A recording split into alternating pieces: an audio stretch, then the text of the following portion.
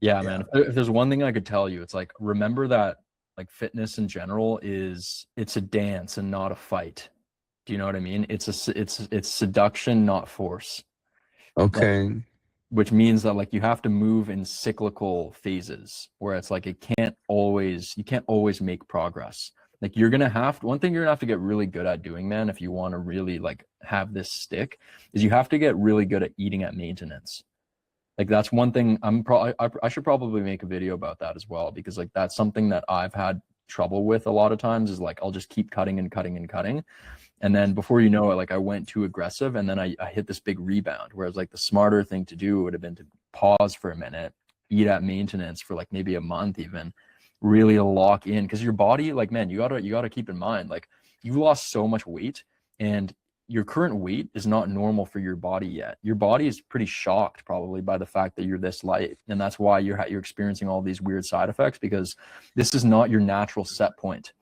And so, in order to change your set point, you have to lock it in, which means not always pushing to lose more weight, but rather taking a time period to actually just sustain what you already have. Yeah.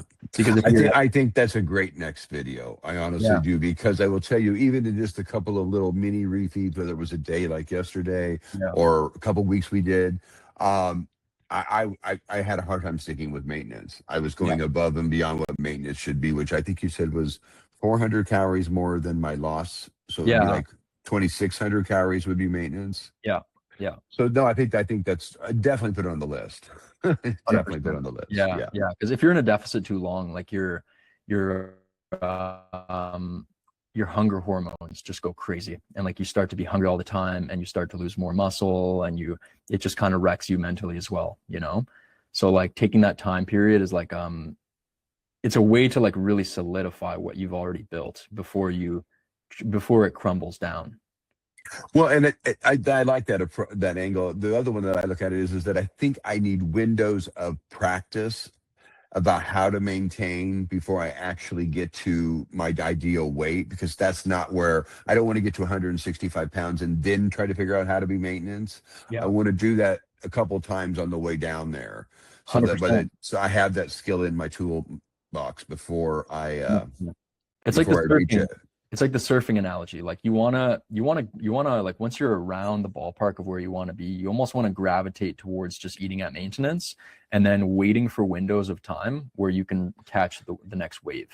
And then when that wave is ridden, so to speak, get back to maintenance. Wait a bit, wait until your appetite, stabilizes. And then when you feel another wave coming, enter the deficit for a few more weeks and then get back to maintenance. Like that's the strategy you want to take when you get closer to your goal. Because otherwise, Okay. you're in this force mode, but your body doesn't work like that. Your Yeah. body, your body doesn't want to be forced down. It doesn't, like you'd be working against like biological forces of nature. If you're still watching this video and you're a business owner, executive, or professional man between 50 and 65 in the US, and you already train, you try to eat well, but you still have a gut you're embarrassed by, and you know this has to change, click the link in my description below and book a call. We'll spend 20 minutes mapping out what's keeping you stuck and whether my one-on-one coaching program is the right fit to fix it.